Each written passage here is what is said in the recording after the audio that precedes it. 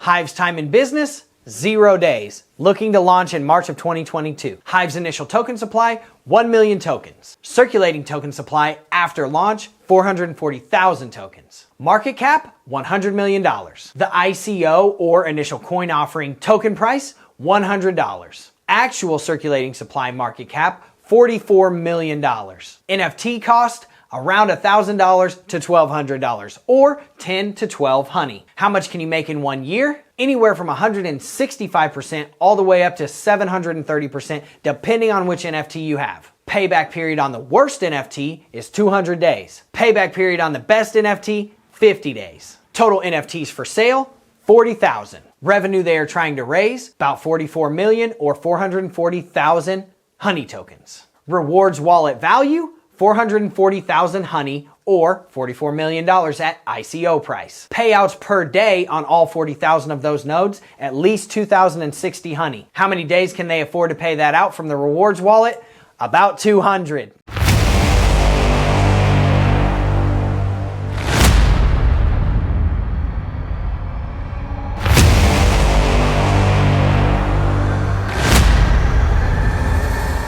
Now, the first thing I want to do is thank everybody for recommending this video. I actually got dozens of requests. If you don't believe me, go check the comments section. This has been requested a lot, so that's why I'm doing the video. Also, I want to address the fact that everybody's like, hey, you're telling us about protocols you don't like. That's because those are the protocols that are being requested of me. I listen to my supporters, I listen to my fans, and I do the videos they're requesting of me. So if we get enough requests for people to say, hey, Drew, what are some of the things that you're invested in? What are some of the protocols that you like? Then I'll do them, absolutely. But until then, we're gonna keep doing the ones that you're requesting, and I hope everybody enjoys them. Now, this is the second thing, and it's very quick. I just want to thank everybody. Thank you so much for all of the support, all of the love, all of the comments, likes, the new subscribers. We started with like 10 subscribers like 4 weeks ago. We're at like 1,000 now. The glow up is real. You're the ones that are making this happen. I can't tell you how humbling it is, how appreciative I am of it. I'm just so excited to see where this channel goes. And thank you so much for everybody showing up and participating. It truly means a lot. Now, what is Hive Investments? So they tout themselves as like a DAAS, a DeFi as a Service 2.0. I don't really know what that means, but let's just assume that that means that they're going to be better than the other DeFi as a Service protocols out there that are absolutely burning right now. So this is actually the sister company of Thor Financial. If you don't believe me, go to their Twitter, go to the Union of Transparency Twitter, go to the Thor Discord and see how many people are talking about Hive. It's got the same creator, blah, blah, blah. Right? And we'll talk about all of that here in just a minute. First thing I want to talk about is how do they bring in their revenue, because that's really what matters. So their main revenue is going to be from selling the NFTs up front. And then their secondary revenue is going to be from investing their funds, but we'll get into that in just a minute. The initial coin price is going to be set at $100 because again, this hasn't come out. And again, don't be jumping down my throat if I get any of this stuff wrong. There's not a lot of information on this. Like you can go to their Twitter, you can go read their mediums and blah, blah, blah, but there's not a lot that I can do in terms of analytics on this because the project hasn't even launched and it's in its infancy. There's going to be 40,000 NFTs and they're going to be sold for around 440,000 honey or about $44 million if you take into account the $100 initial coin price. Now, there's a caveat to that because they're doing this thing called like the Queen Bee auction and we'll get into that in just a minute. That essentially means that they're taking the first 20 Queen NFTs, and I'll explain what a Queen NFT is here in just a second as well, but they're taking the first 20 Queen NFTs and they're putting them up for auction so that people can like guarantee that they get the best NFT. So I get that. And they're actually going to raise a lot more capital selling them like that than they would if they just let people mint them. So this is genius. So the NFTs actually earn passive income. You buy in and you get a certain amount of daily rewards based upon what NFT tier you're in. There's 3 tiers, the worker bee, there's the guardian bee, and then there's the queen bee. I know this sounds kind of crazy, but just stick with me here, guys. It'll make sense in just a minute. So much of the crypto space just sounds like a little kid made it up, but it works and it sells and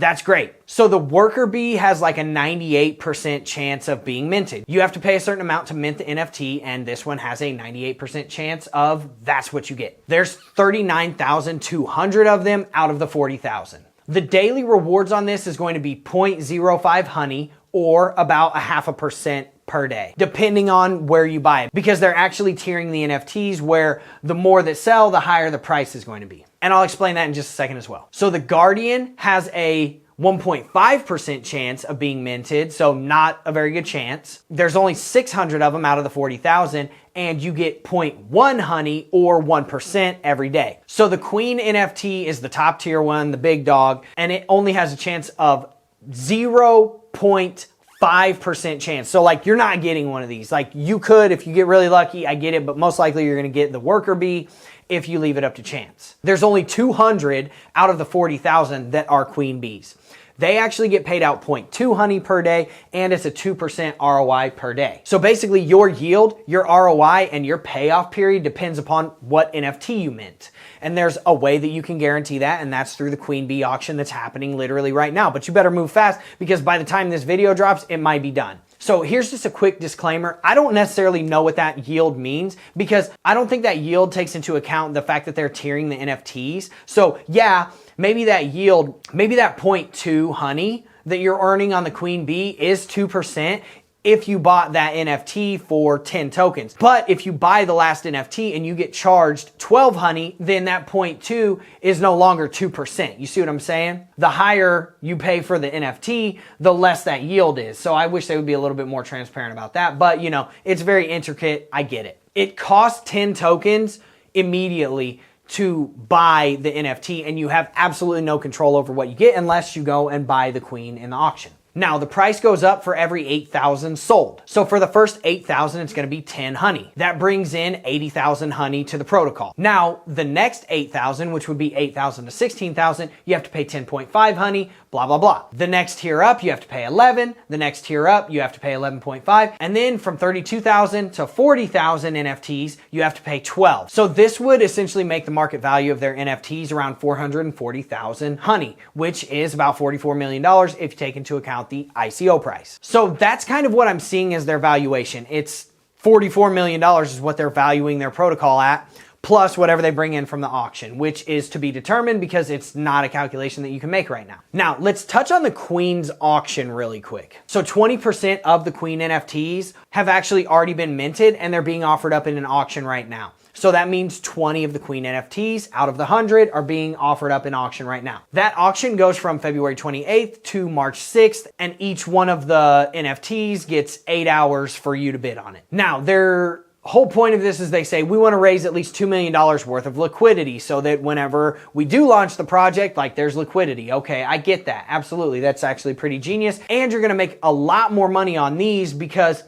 it's like that exclusivity. It's like that guarantee. No one has a guarantee of what they're going to get whenever they mint the NFTs, but if they can buy a Queen NFT, they'll pay a premium for it. Now, bid increments are actually 15,000 DAI, which is $15,000. That means that the first bid is 15,000. The next bid has to be 30,000. So for every 15,000 that it is bid, it actually grabs 0.2 in rewards. So that means that if you have $15,000 it sells for, your rewards on that is going to be 0.2 honey per day. If you have a $30,000 one that sells, the rewards on that is going to be 0.4 honey per day, and so on and so forth. Now, for every 15K spent at a 0.2 per day honey rewards rate, that's 750 days to get paid off, to just get your tokens back. That's assuming the token doesn't go up. That's assuming that the token doesn't go down. If the token goes up, everybody's dancing, we're all happy, your payoff period's less. If the token goes down, if it gets halved by 50%, your payoff period just went to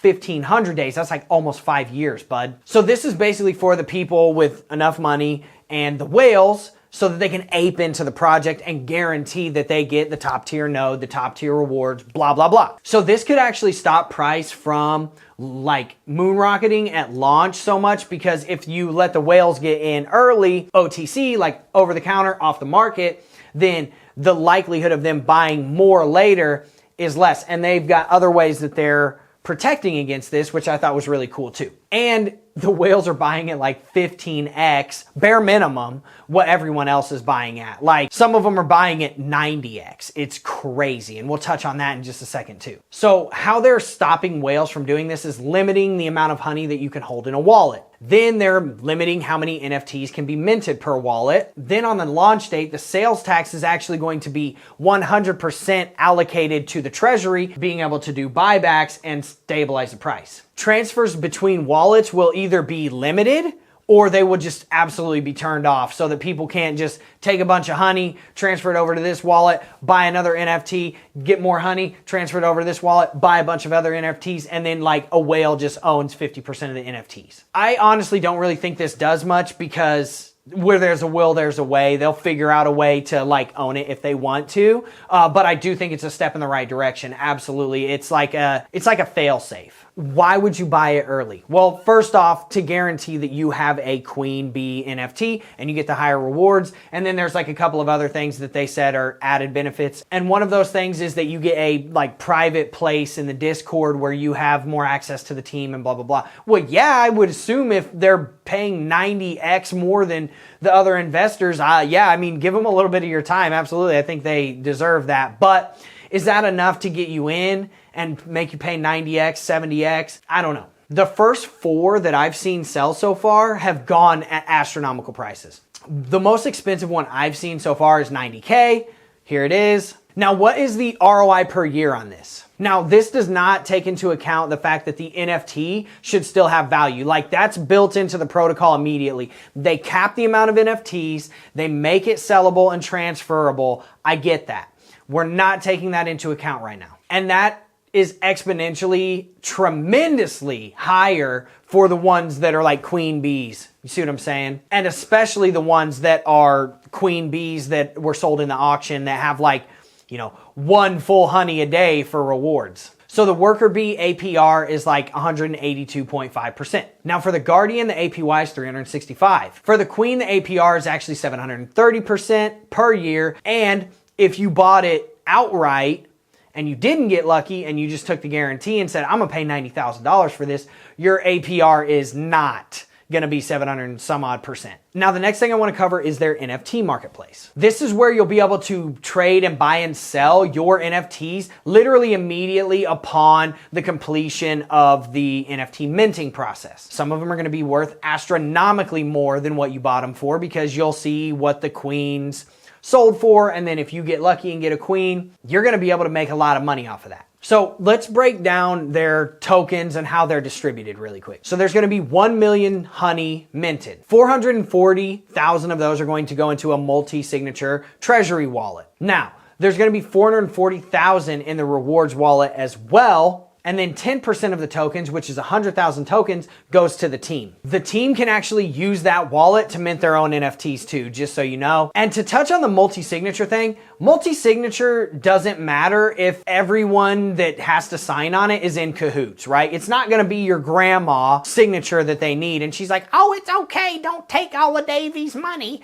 It's not gonna be like that. It's gonna be like the creators of the project and then whoever they trust, right? So take that with a grain of salt when they say multi-sig wallets. Now, immediately they can dump 25% of their tokens on the market. Then the other 75,000 that the owners have, they get to release it in 6 months, 25,000 of them, 12 months, another 25K, and then 18 months, another 25K. So I get it, like they're locking them up for a certain period of time, but you are going to be able to dump immediately a quarter of what you made. And there's other ways that they're going to be getting money in the interim during the protocol that we'll go over in just a minute. So the way that they're getting the valuation of their project, they're pairing their rewards wallet with like $2 million worth of Matic. What I'm assuming is the auction is going to be funding that. A good sign is that they are capping the rewards and they are capping the NFT sales. So when you buy the NFT, the funds go to a few different places, and I'm gonna give you the breakdown of that. 53.5% of those tokens go directly to the treasury, 40% go into the rewards pool, which is what they pay you out with, 5% goes into the team wallet. So that means 5% of every NFT sale goes to the team as income. I don't really understand this. Maybe this is like a ploy to show like, why do we need to rug on you? We have 10% of the total supply and 5% more coming in every single time that you guys sell an NFT. And then the other 1.5% goes to their charity project that helps bees around the world. I do like that, but it almost seems more like you're just trying to like play to people's heartstrings. I'm not saying that they are, but you know, you can kind of infer that. So what about their revenue? Their revenue is going to be from the NFTs. It's going to be about $44 million, 440,000 honey. 235.4K of those honey go to the treasury. So then of those sales, 176K go into the rewards pool. This is enough to pay for 3 months worth of rewards. 22,000 of those go to the team. So the team can immediately dump essentially $2.2 million on you. And then the rest, the 6.6K go to the B Foundation. Now there's a 15% claiming tax for all rewards. This helps them continue to pay the rewards because they can't actually sell more NFTs. But that doesn't mean that they might not try to sell more NFTs later. There's also a maintenance fee of 3 Matic per 30 days, which isn't going to bring in that much money. 7.5% is the NFT royalty. So every time you sell an NFT, 7.5% of that sale goes back to the protocol. Now, let's do the math on their expenditures. So for the worker bee, it's 0.05 per day. There's 39,200 NFTs. Then times that together and times it by 30 days, that gives you 58,800 honey that they have to pay out per month. Now for the Guardian, it's 0.1 per day that they have to pay out, times 600 NFTs times 30 days means they have to pay out 1,800 of these per month. For the Queen, it's 0.2 per day. I get it. There's 20 of them that we don't know how much the rewards are going to be on those, but we'll just say bare minimum. We'll take it at 0.2. Now, if you add all that together, it's 61,800 in expenditures in terms of honey that they have to pay out per month. So the total paid out in 12 months is going to be 741,600 honey, bare minimum, not accounting for the queen bees that they sold that have higher rewards tiers. So they're going to have to generate some revenue. That's all I'm saying. Now, for the investments, they have absolutely not expounded upon that at all. They haven't said, hey, we're going to be doing a voting thing. Hey, we're going to pick it all ourselves. What they have said is this: it will be used to invest in on-chain protocols expected to yield profitable returns. That doesn't really give you much, but I'm sure that they'll expound upon that later. They said a large portion will be allocated to stable and low-risk investments. Great. Here's the thing though, if it's low risk, it's probably low ROI, and when you're promising people, 700%, anywhere from 170 to 730%, you got to bring in some serious cash. Now here's some other points to consider. The treasury will also fund buybacks of the coin. There is no tax on compounding, but here's my issue. How do you compound if there is a set number of NFTs? Where do you compound? Right? This isn't a node project where you just throw your money back into more nodes unless you're going to buy more NFTs, but then that's not necessarily compounding, that's buying an asset. There is a claiming tax of 15%. So anytime you claim your money, if you claim 10 honey, you're actually only going to get 8.5 honey. This is how you keep the coins in the protocol. This is how you keep the pyramid going. I get that. Of the 15% sale tax, only 1/3 of that actually goes to the treasury. The remaining goes to the team. So that means 66% of that 15% claim tax every time you sell goes to the team. So the team basically says, you want to take your profits? You got to pay me, boy! Just like Flavor Flav did in his roast. So that 7.5% royalty if you sell your NFT, this is how it breaks down. 3% to the treasury, 2% to the rewards pool, 1% goes to the team, 1% goes to the LP, and then 0.5% goes to the Hive Conservation Charity. These guys are actually really smart, and I'll give them credit for that. They differentiate themselves from the Ponzi schemes, and they actually admit that all the other node projects and NFT, whatever, are Ponzi's. They say that because they're not taking 60 or 80% of profits from making nodes and putting them into the rewards pool and then making the protocol sustained only on new node creation, that they're different. Here's the thing. They're literally kind of dumping on their own projects. Like the guy that made this, Loki, he is the guy that made Thor. So you're shilling your project by dumping on your other project and the other projects in the space. I don't know, that's a little weird. So essentially they're playing to everyone's heartstrings and acting like they're different because these are NFTs, not fake nodes, right? I don't know, it's odd. Thor, I'll give them credit for that, is fixing their business model, so don't jump down my throat, because I know a lot of the people that are watching the Hive video are Thor investors because that's how they heard about Hive and stuff like that. So again, don't jump down my throat and watch my Thor video where I just gave y'all props before you start going in on me in the comments section. So they actually have a lot of hype. Their Twitter's tens of thousands of people are already following it. The fact that they're connected to Thor through this union of transparency and through this Loki guy means that they're going to have an astronomical amount of people buying in immediately. So if you're one of the first lucky people to get in, great, you can probably make some money. I would say there's going to be a lot of dumping coming later. So just take that into consideration. So they tout the union of transparency, but literally the only two projects in it are this one and Thor, and it's because they're the same creators. So it's not like Binance is joining your union of transparency. It's not like Strong Block's in it.